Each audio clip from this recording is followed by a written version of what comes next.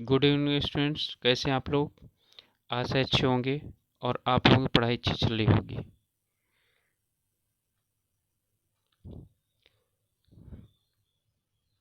आप सब लोगों का एक बार फिर आपके अपने यूट्यूब चैनल प्रयाग एकेडमी में बहुत बहुत स्वागत है।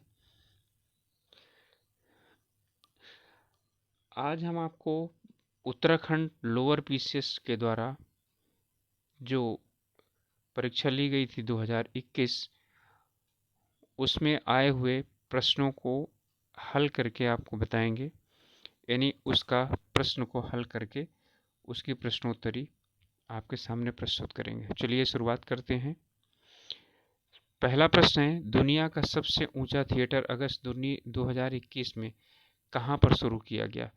तो अब देखिए, नागालैंड, मेघालय, सिक्किम, इन सब में सबसे अधिक ऊंचाई पर कौन है?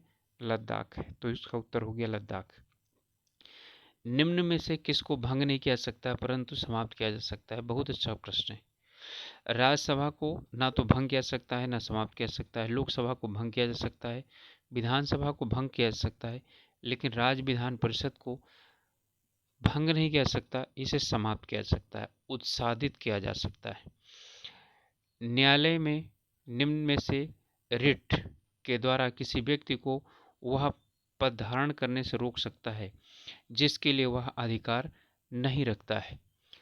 तो अब इसमें परमादेश या उत्प्रेषण या अधिकार परीक्षा। अधिकार परीक्षा का मतलब किस अधिकार से उसने यह पद धारण किया हुआ है।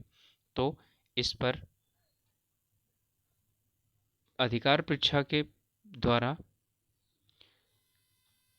किसी भी अधिकारी को ऐसा कार्य करने से, पद धारण करने से रोका जा सकता है। चलिए अब आगे है, अगला प्रश्न है चौथा, निम्नलिखित में कौन सी एक नियामक संस्था है? राष्ट्रीय विकास परिषद, ज्वाइंट स्टॉक कंपनी या स्टील अथॉरिटी ऑफ इंडिया या सिक्योरिटीज एक्सचेंज, सेबी। तो नियामक संस्था जो है वो आपकी सेबी है, SEBI, सेबी। भारत के संविधान में कौन सा अनुच्छेद जिला नियोजन समिति का प्रावधान करता है? इसमें देखिएगा 262, 268, 256, ये सब कोई नहीं होगा, ना तो ये होगा, ना तो ये होगा, ना ही ये होगा। जिला नियोजन समिति 243 के अंतर्गत ही आएगा और एजेड के अंतर्गत आएगा। 124वां संविधान संशोधन अधिनियम निम्नलिखित किससे संबंधित है? इसमें सरकारी सेवाओं, महिलाओं का रक्षण, अत्याचार के विरुद्ध सुरक्षा, बच्चों का शोषण, आर्थिक रूप से पिछड़े।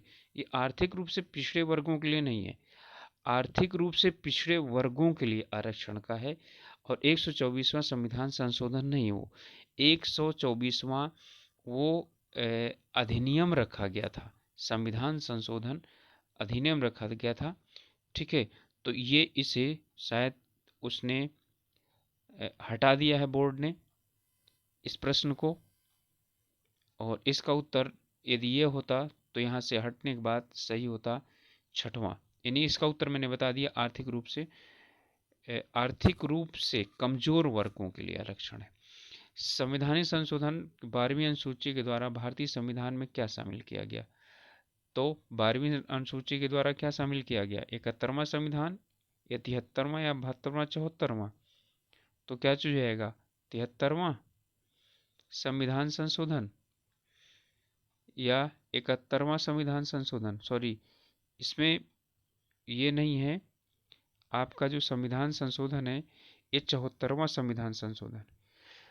11वीं, कुल 12वीं अनुसूचियां है ना, तो 11वीं में पंचायती राज 73वां और 12वीं में 74वां संविधान संशोधन। भारत का नियंत्रक महालेखा परीक्षक अपना वार्षिक प्रतिवेदन किसको प्रदान करता है? राष्ट्रपति को करता है।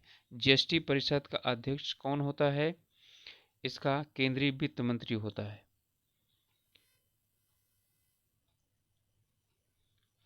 नीति आयोग के सतत विकास लक्ष्य सूचकांक 2021 में किस भारतीय राज्य को सर्वोच्च स्थान मिला है?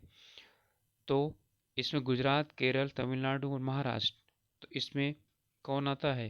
केरल आता है।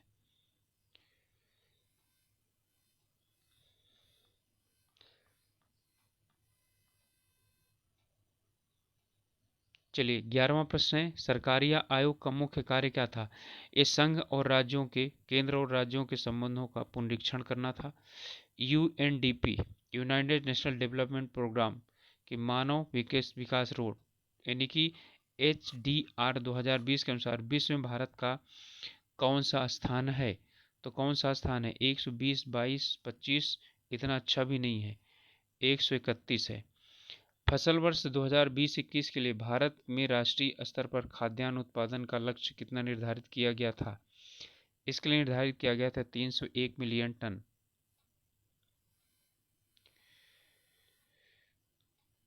14वां प्रश्न है, खुले बाजार की क्रियाएं निम्नलिखित में किस नीति की विशेषताएं हैं?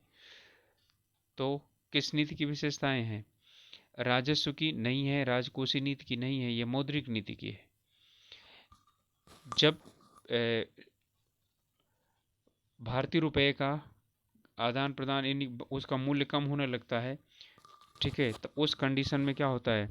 RBI खुले बाजार की क्रियाएं प्रारंभ कर देता है। राष्ट्रीय खाद्य सुरक्षा मिशन कब शुरुआत किया गया था? 2007-8। नेशनल फूड सिक्योरिटी मिशन की बात कर रहा है, राष्ट्रीय खाद्य सुरक्षा मिशन की। तेंदुलकर प्रविधि के आधार पर वर्ष 2011-12 के लिए भारतीय गरीबी दर, तेंदुलकर जो समिति गठित की गई थी उसके द्वारा निर्धारित किया गया था, तो इसमें गरीबी दर 21.92% है। निम्न में से सर्वोत्तम श्रेणी का कोयला कौन माना जाता है? लिग्नाइट, पीट, एंथ्रेसाइट या बिटुमिन? तो इसमें जो एंथ्रेसाइट कोयला है सबसे अच्छा माना जाता है, बिटुमिन जो है उसे नहीं माना जाता है। चलिए 18वां है, निम्न में से कपास की फसल के उत्पादन हेतु कौन सी मिट्टी सर्वाधिक अच्छी होती है? देखिए आप लोग जानते हैं काली मिट्टी कपास के लिए क्या होती है? सर्वोत्तम यानी अच्छी होती है। जनगणना 2011 के अनुसार भारत की साक्षरता दर कितने प्रतिशत थी? तो कितने प्रतिशत थी? 70 से ऊपर पार कर गई थी, लेकिन 79 तक भी नहीं पहुंची थी, तो 74 है। मुख्य केंद्रीय क्षेपक पृथक करता है गंगा को शिवालिक से, या लघु हिमालय को शिवालिक से, या बृहद हिमालय को लघु हिमालय से, इसी को ही यही करता है। बृहद हिमालय को लघु हिमालय से अधिक करता है मुख्य केंद्रीय क्षेपक। निम्नलिखित में कौन सा संवैधानिक संस्था है? विश्वविद्यालय अनुदान आयोग, भारतीय प्रतिस्पर्धा आयोग, भारत का निर्वाचन आयोग। आपको पता है कि जो निर्वाचन आयोग है यही तो क्या है? ये संवैधानिक संस्था है। बाकी सभी जो है सांविधिक संस्थाएं हैं, संवैधानिक नहीं है। सांविधिक का मतलब होता है कानूनी, जो कानून के द्वारा बनाई गई संस्थाएं हैं, संविधान के द्वारा नहीं। संविधान अलग होता है, कानून अलग होता है, इसलिए संविधान संशोधन भी अलग होता है और कानून निर्माण भी अलग होता है।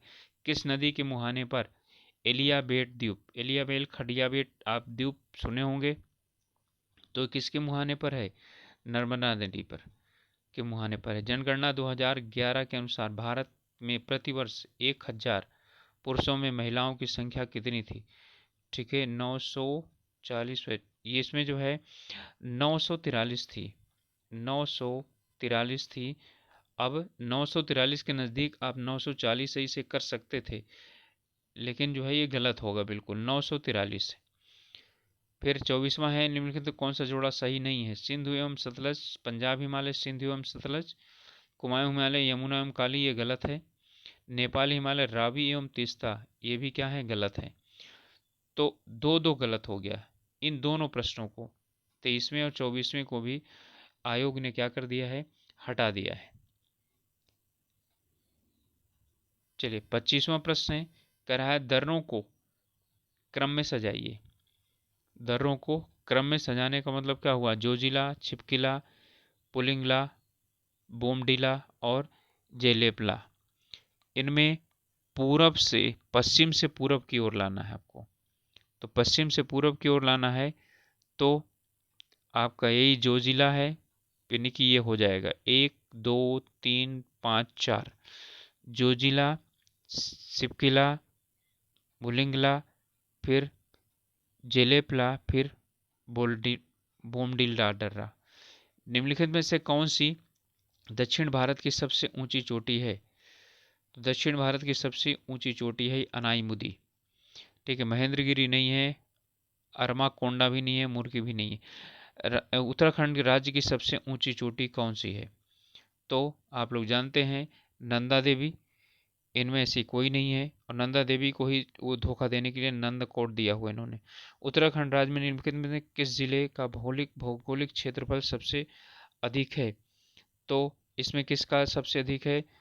अब देखिए यहाँ पे चमोली है नहीं, इसलिए यानी कि अनिवार्य रूप से आपका क्या होगा, उत्तरकाशी होगा। चमोली होता तो फिर समस्या हो जाती। अलकनंदा की कौन सी सहायक नदी कर्णप्रयाग में मिलती है? तो बताइए कर्णप्रयाग में कौन सी नदी मिलती है? पिंडर मिलती है आकर के, तो पिंडर मिलती है वहां से आकर के। इसके बाद है हिमालयन फ्रंटियर थ्रस्ट स्थित है, तो ये कहाँ पर स्थित है? ये स्थित है गंगा मैदान एवं शिवालिक के मध्य में। 2011 की जनगणना के आधार पर निम्नलिखित राज्यों में जनसंख्या के आधार पर आरोही क्रम लिखिए। अच्छा, जिले में है, ठीक है, उत्तरकाशी, बागेश्वर, रुद्रप्रयाग और चंपावत। आरोही, आरोही मतलब बढ़ते हुए क्रम में। ठीक है, तो इसमें सबसे पहले आपको देखना होगा सबसे कम किसकी जनसंख्या थी। तो कम किसकी जनसंख्या थी? रुद्रप्रयाग की। तो पहले वाले में रुद्रप्रयाग आएगा, फिर उसके बाद आपका आएगा चंपावत, फिर इसके बाद आएगा बागेश्वर, फिर आएगा उत्तरकाशी। तो आपका क्या हो जाएगा? 3 4 2 1। एक और यानी 2001 और 11 के मध्य उत्तराखंड की जनसंख्या की वृद्धि दर क्या रही है? 25.2, 22, 19, और ये इनमें कुल नहीं, ये 18.8 के प्रतिशत के करीब थी। ठीक है, तो इसमें लगभग लगभग सबसे नज़दीक कौन पहुंचता है? आपका ये पहुंचता है। आप ये कर सकते थे, प्रश्न इसका उत्तर ये हो सकता था, लेकिन इस पे चैलेंज किया जाना था तो आयोग ने इसे हटा दिया है। फिर उत्तराखंड में सर्वाधिक नगरीकृत जिला कौन सा है? देहरादून है सर्वाधिक नगरीकृत जिला। माता टीला बहुउद्देशीय परियोजना किस नदी पर है? तो ये बेतवा नदी पर है, माता टीला की बात कर रहा है। चलिए आगे 34 प्रश्न हो गए हैं। आगे जो प्रश्न है 35वां, 35वें में है निम्नलिखित में से ब्राह्मणों की कौन सी उपजाति स्थान के नाम पर आधारित नहीं है? तो इसमें है जोशी। यहाँ पर जोशी मठ में ये नहीं रहते हैं, तो इन्हें स्थान पर आधारित नहीं कह सकता है। निम्नलिखित में से कौन सी जनजाति उत्तराखंड से संबंधित नहीं है? जौनसारी, थारू, बुक्सा और बैगा। ठीक है, तो आप लोग जानते हैं कि बैगा यहाँ पर नहीं पाया जाता, जौनसारी, थारू और बुक्सा पाए जाते हैं। उत्तराखंड के जनमानस पर सर्वाधिक व्यापार प्रभाव किस संप्रदाय का पड़ा है? तो किस संप्रदाय का पड़ा है? इसमें वैष्णव, शैव और शाक्य, यही है दोनों। शैव शिव का और शक्ति का, यानी कि माता पार्वती, वो यहाँ की माने जा नंदा राज जात यात्रा यहाँ पर क्या है? महापर्व के रूप में मनाया जाता है। शिव का स्थान भी यहीं पर माना जाता है, शिव की ससुराल भी यहीं पर मानी जाती है। निम्नलिखित में कौन सा एक लोक गाथा नहीं है? हारुल, जागर और रामोला, अबलाडी और रामोला। देखिए इसे इसने हटा दिया है आयोग ने, क्योंकि यहाँ पर लोक गाथा नहीं है, तो लोक गाथा की बात कर रहा है। तो जागर भी है, ठीक है, और हारुल भी है। इसमें प्रश्न ज़्यादा हो गए हैं, इसलिए इन्होंने इसको शायद हटा दिया है।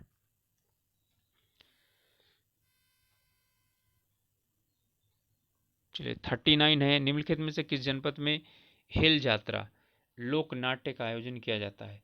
हेल यात्रा आयोजन किया जाता है पिथौरागढ़ में। उत्तराखंड में निम्नलिखित में से कहाँ दुर्योधन और कर्ण की पूजा की जाती है? ये की जाती है नेतवाड़, उत्तरकाशी में। निम्नलिखित में से किस जाति की गणना हिमालय की प्रागैतिहासिक जातियों में से नहीं की जाती है? गंधर्व, यक्ष, किन्नर और क्या है? शक। तो इसमें किनकी नहीं की जाती है? शकों की नहीं की जाती है। गंधर्व, यक्ष और किन्नर का पुराणों में यानी कि वर्णन आता है। तालेश्वर ताम्रपत्रों में किस राजवंश और राजधानी का पता चलता है? इसमें उत्तर है पौरव वंश और राजधानी इनकी ब्रह्मपुर। इसका वर्णन इसमें आता है।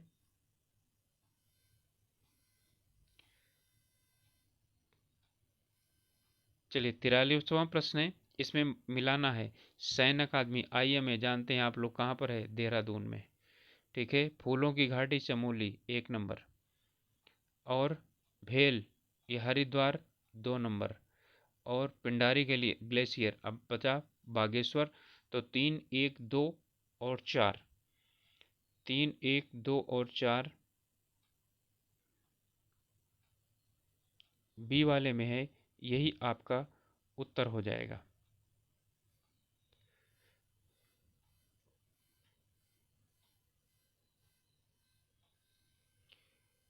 44वां प्रश्न है, अल्मोड़ा या आलमनगर के संस्थापक कौन थे? तो इसके संस्थापक कौन थे? सोमचंद्र, रूपचंद्र, बाज बहादुर चंद्र या बालो कल्याण चंद्र, सब चंद्रवंशी हैं। ठीक है, तो इसके संस्थापक कौन थे? बालो कल्याण चंद्र, ये इसके संस्थापक थे। फिर 1658 ईस्वी में कुल किस मुगल शहजादे ने श्रीनगर गढ़वाल में शरण ली थी? तो सुलेमान सिको। उत्तराखंड में से किस स्थान पर प्राचीन शिलालेख मिले हैं? प्राचीन शिलालेख की बात कर रहा है, कहाँ मिला है? कालसी में। किसका? अशोक का। कुमायूं राज्य के चंद वंश की अंतिम शासक कौन था? कुमायूं राज्य में चंद वंशों का अंतिम शासक कौन था? तो ये था महेश चंद। गूढ़ भूमि का अर्थ क्या होता है? गूढ़ भूमि क्या होती है? मंदिर को यानी प्रदान की गई भूमि को गूढ़ भूमि कहा जाता था। अगला है हिमालयन डिस्ट्रिक्ट के लेखक कौन है? ये क्वेश्चन गलत है, हिमालयन डिस्ट्रिक्ट गजेटियर। वैसे एटकिंसन इसके यानी कि लेखक हैं, लेकिन पूरा प्रश्न नहीं था इसलिए शायद इसे उसने हटा दिया है। आप लोग जैसा कि जानते हैं कि 12 प्रश्नों को हटाया गया है। उत्तराखंड शासन की वीरचंद सिंह गढ़वाली योजना निम्नलिखित से किससे संबंधित है? पर्यटन से संबंधित है। आर्थिक सर्वेक्षण 18-19 के अनुसार गढ़वाल में किस जनपद में प्रति व्यक्ति आय 16-17 में सर्वाधिक थी? कितना पुराना क्वेश्चन पूछ लिया है। तो ये हरिद्वार में सबसे ज्यादा थी प्रति व्यक्ति आय। अगला प्रश्न है कि सही सुमेलित करना है। कह रहा है कि समय सही सुमेलित कौन सा नहीं है, तो कौन सा सुमेलित नहीं है? खिरकू, पौड़ी गढ़वाल है, औली चमोली में भी है, कौसानी पिथौरागढ़ में है। ठीक है, और शीतला खेत अल्मोड़ा में है। कौसानी पिथौरागढ़ में है, पिथौरागढ़ में नहीं है। ठीक है, ये अल्मोड़ा में है। आपका क्या है? यही वाला नहीं है। इसके बाद है भौगोलिक क्षेत्र की दृष्टि से उत्तराखंड राज्य का भारतीय राज्यों में किस स्थान पर है? तो इसमें 19वें, 16वें, 15वें और 22वें, वैसे इसका स्थान था 18वां। ठीक है, तो इसे शायद यानी उसने हटा दिया होगा, सबको बराबर नंबर दिया होगा। उत्तराखंड राज्य का लिंगानुपात 2011 में जनगणना के अनुसार पर कितना था? तो वो था 963। 55वां प्रश्न है कि निम्नलिखित नामों में से उस नेपाली राजा का नाम इंगित कीजिए जो 12वीं सदी के अंत तक खसदेश, केदार भूमि और दानव भूतत्व प्रदेश का शासक था। तो इसमें कौन है? अशोक चल, यही इस क्षेत्र का राज्य करने वाला था व्यक्ति, यानी राजा। चिपको आंदोलन कहाँ शुरू हुआ? चमोली डिस्ट्रिक्ट में। उत्तराखंड में सर्वाधिक एवं न्यूनतम जनसंख्या वाले क्या हैं? 2 जनपद हैं। तो कौन से हैं इसमें जनपद? हरिद्वार सर्वाधिक, रुद्रप्रयाग सबसे कम। भारत में प्रथम कृषि विश्वविद्यालय की स्थापना कब हुई थी? तो इसकी स्थापना हुई थी 17 नवंबर 1960 में। उत्तराखंड राज्य के अस्तित्व में आने के बाद प्रथम बार राष्ट्रपति शासन कब लागू हुआ? प्रथम बार क्या, अभी तक सिर्फ एक ही बार लागू हुआ था इसमें, यानी उत्तराखंड में राष्ट्रपति शासन, और ये लागू हुआ था 27 मार्च 1916 को। अगला प्रश्न है, कह रहा है ब्रिटिश कुमायूं कि किस कमिश्नर ने पुलिस व्यवस्था के स्थान पर सामान्य प्रशासन के लिए पटवारी व्यवस्था लागू की थी? तो ये थे ट्रेल महोदय। उत्तराखंड की ट्रेल महोदय से कोई न कोई एक प्रश्न जरूर उत्तराखंड के यानी परीक्षाओं में पूछता है। उत्तराखंड की विधानसभा में अनुसूचित जाति के प्रत्याशियों के लिए कितने यानी आरक्षण स्थान है? अब देखिए यहाँ पर विधानसभा की बात कर रहा है, तो विधानसभा में कुल कितने हैं? 13 अनुसूचित जातियों के लिए। ब्रिटिश गढ़वाल में 1840 में मुख्यालय कहाँ था इसका? ब्रिटिश गढ़वाल के समय में तो पौड़ी में था।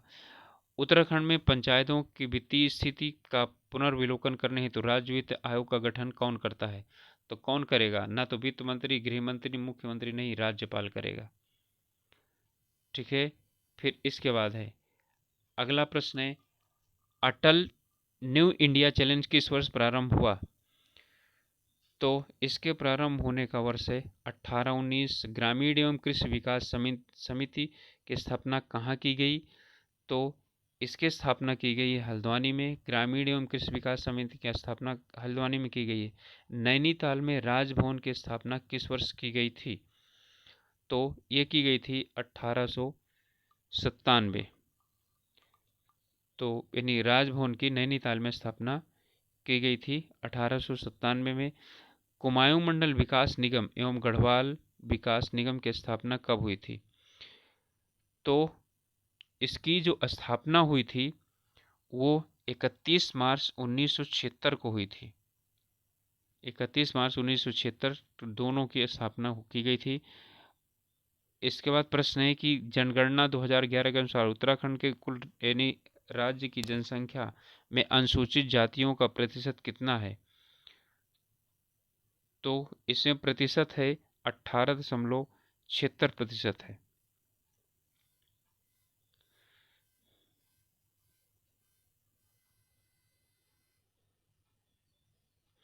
इसके बाद अगला प्रश्न है, इस स्टॉकहोम में प्रथम बार पर्यावरण पर संगोष्ठी किस पर आयोजित की गई थी? तो ये 1968 में। उत्तराखंड राज्य में वनों के अंतर्गत कितना क्षेत्रफल आता है? ठीक है, इसमें लगभग 25,000 और कुछ वर्ग किलोमीटर आता है और इसमें कोई सा भी उत्तर नहीं है, इसलिए आयोग ने इसे हटा दिया है। झिरोली, बागेश्वर व चांडक, पिथौरागढ़ में कौन सा खनिज मुख्य रूप से पाया जाता है? तो इन जगहों पर खनिज पाया जाता है मैग्नीसाइट। सगंध पादप केंद्र उत्तराखंड के किस राज्य में स्थित है? तो ये सगंध सेलाकुई में है। जनगणना 11 के अनुसार उत्तराखंड के किस जनपद में महिला साक्षरता न्यूनतम थी? ठीक है, तो इस वाले में ऊधम सिंह नगर, टिहरी गढ़वाल या उत्तरकाशी? ठीक है, उत्तरकाशी इसका। इसके बाद अगला प्रश्न है, हिमालय के लिए उत्तराखंड आजीविका सुधार प्रोजेक्ट ULIPH यानी प्रबंधित किया जाता है किसके द्वारा प्रबंधित किया जाता है? उत्तराखंड ग्राम विकास समिति के द्वारा। इसमें सूची को मिलान करना है और उसके बाद कोड को बताना है कि कौन सा सही है कौन सा गलत है। अधिकतम क्षेत्र वाला जिला कौन सा है? फिर न्यूनतम क्षेत्र वाला जिला। अब यहाँ पर अधिकतम क्षेत्रफल वाला क्या दिया है? उत्तरकाशी दिया है, तो ये आपका क्या हो जाएगा? उत्तरकाशी पहले वाले में हो जाएगा। फिर उसके बाद है अधिकतम जनसंख्या वाला हरिद्वार, तो ये आपका तीसरे में हो जाएगा। अधिकतम साक्षरता वाला जिला, ठीक है। अब इसी से देख लीजिए, यानी कि ए में 3, तो ए में 3 ये हैं सी और डी दोनों में से। अब इसके बाद आपका जो सी है उसका उत्तर क्या है? 2 है, तो आपका उत्तर क्या हो गया? सी। अधिकतम क्षेत्रफल वाला जिला उत्तरकाशी, न्यूनतम क्षेत्रफल वाला जिला चंपावत, और फिर अधिकतम जनसंख्या वाला देहरादून, साक्षरता वाला हरिद्वार, और अधिकतम साक्षरता वाला देहरादून। अगला प्रश्न है, निम्नलिखित में से कौन सी मद सकल राज्य घरेलू उत्पाद के आकलन 2019-20 के दौरान प्राथमिक क्षेत्र में सम्मिलित नहीं था? पशुपालन, खनन और उत्खनन, वानिकी एवं लट्ठा, इनमें से कोई नहीं। ठीक है, तो इनमें से क्या चीज़ है? कोई नहीं, यानी कि अर्थात इनमें से सभी जो है वो प्राथमिक क्षेत्र के अंतर्गत सम्मिलित थे। उत्तराखंड सरकार द्वारा किस तिथि को किसान प्रोत्साहन पेंशन योजना प्रारंभ की गई? तो ये प्रारंभ की गई 15 अगस्त 2014।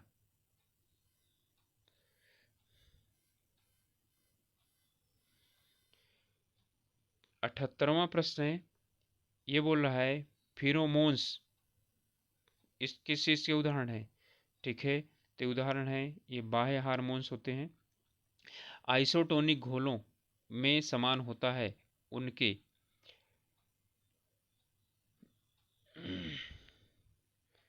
वाष्प दाब, श्यानता, पृष्ठ तनाव, परासरण दाब। आइसोटोनिक का मतलब परासरण दाब जिसका समान हो, समपरासरणीय विलयन कहा जाता है उनको।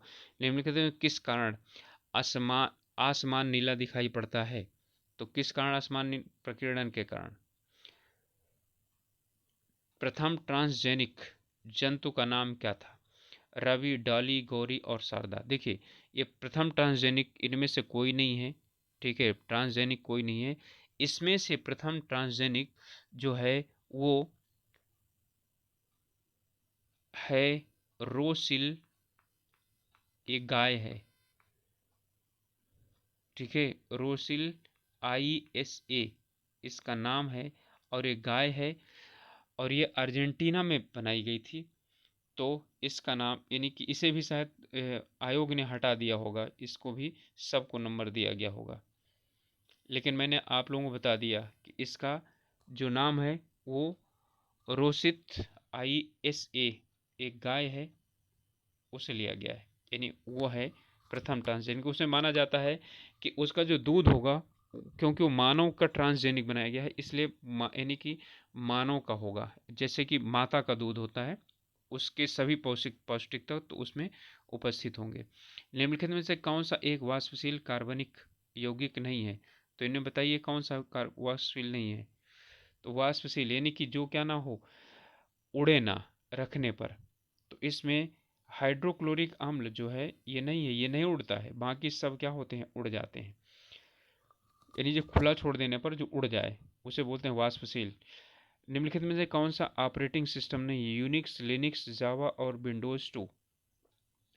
तो इसमें कौन सा है? जावा जो है ये ऑपरेटिंग सिस्टम नहीं है। जावा ये प्रयोग किया जाता है वेबसाइट वगैरह बनाने में। इसके बाद है डायोड का उपयोग किया जाता है। तो इसका उपयोग डायोड का किया जाता है प्रत्यावर्ती धारा को एक दिशी धारा में परिवर्तित करने के लिए इसका प्रयोग किया जाता है। 85वां है, निम्नलिखित में से कौन सा सल्फर डाइऑक्साइड प्रदूषण का सर्वोत्तम सूचक है? ठीक है, इसमें कौन से होते हैं बताइए? लाइकेंस। ठीक है, सभी लाइकेंस जो है वो सल्फर डाइऑक्साइड नहीं, किसी का भी वो सूचक होते हैं प्रदूषण के। फिर यूरिक अम्ल नामक नाइट्रोजनिक अपशिष्ट उत्सर्जित किया जाता है मानव द्वारा, छिपकली द्वारा, पक्षियों द्वारा, पक्षी और छिपकली दोनों द्वारा। तो किसके द्वारा? छिपकली और पक्षी दोनों के द्वारा किया जाता है यूरिक। ठीक है, यूरिक अम्ल नामक नाइट्रोजनी उपसर्ग। फिर है प्रसिद्ध समाचार इंडियन ओपिनियन किसने प्रारंभ किया था? तो इंडियन ओपिनियन प्रारंभ किया था गांधी जी ने, मोहनदास करमचंद गांधी। फिर इस बात है शिक्षा की वर्धा योजना किसके द्वारा प्रस्तावित की गई थी? तो ये प्रस्तावित तो की गई थी महात्मा गांधी के द्वारा। ठीक है, लेकिन इसे रखा किसने था, ये क्वेश्चन हो जाए तो जो आपके डॉक्टर जाकिर हुसैन थे, राष्ट्रपति हुए थे, उन्होंने रखा था, लेकिन वो महात्मा गांधी के द्वारा रखवाई गई थी। एक अनावृत बीजी की पत्ती में 16 गुणसूत्र हैं, इसके भ्रूणपोष में कितने गुणसूत्र होंगे? तो कितने होंगे? 8 होंगे। ठीक है, आधा होता है। चलिए, इसके बाद है A.O. ह्यूम की जीवनी के लेखक कौन है जो बाद में इंडियन नेशनल कांग्रेस के अध्यक्ष बने? तो इसमें कौन बने थे? इनमें SC बनर्जी तो होंगे नहीं, सिर्फ यही है विलियम बैडरमन, ये कांग्रेस के अध्यक्ष बने थे और इनमें कोई बना नहीं था। इसके बाद है तीन कठिया अनुबंध किस आंदोलन से संबंधित था? तो ये चंपारण सत्याग्रह से संबंधित था। 16वें प्रवासी भारतीय दिवस की थीम क्या थी? इसका था आत्मनिर्भर भारत में योगदान।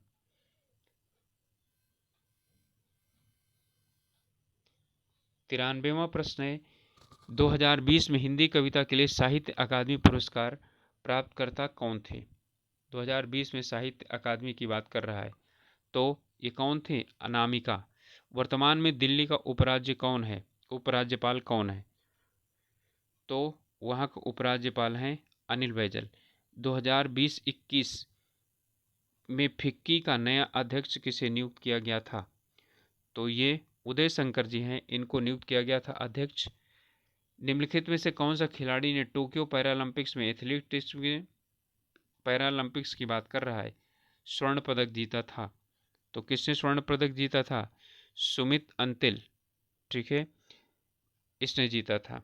इसके बाद है 108वें भारतीय विज्ञान कांग्रेस का आयोजन 2022 में होगा, ठीक है, तो इसका आयोजन 2022 में होगा। ये पुणे में ही हुआ है, इसका उत्तर पुणे होना चाहिए, लेकिन इसमें होगा कर दिया, इसलिए इसे गड़बड़ हो गया, क्योंकि जनवरी में 3 से 5 जनवरी तक ये पुणे में हुआ था। सिम्बायोसिस जो है वहाँ पर हुआ था ये, ठीक है, पुणे में ही। तो इसका उत्तर तो सी सही है, लेकिन इन्होंने पता नहीं क्यों हटा दिया है, जो भी है। इसके बाद अगला प्रश्न है नोबेल शांति पुरस्कार 2021 के विजेता किस देश से संबंधित है? शांति का नोबेल पुरस्कार। तो शांति का जो नोबेल पुरस्कार है वो फिलीपींस और रूस से लो हैं। कमेंट करके आप लोग मुझे बताइए कि शांति का नोबेल पुरस्कार किसे प्राप्त हुआ है। 99 में अंतर्राष्ट्रीय बालिका दिवस मनाने के लिए आयोजित एक दिन के लिए उच्च आयुक्त प्रतियोगिता में 5वीं विजेता कौन है? तो इसमें 5वीं विजेता कौन थी? अदिति महेश्वरी, हाँ यही थी, अदिति महेश्वरी थी। भारत में विद्युत तार का जनक किसे कहा जाता है? विद्युत तार का जनक किसे माना जाता है? लॉर्ड डलहौजी को। उसी समय विद्युत तार और पोस्ट वगैरह इन सभी का वो हुआ था।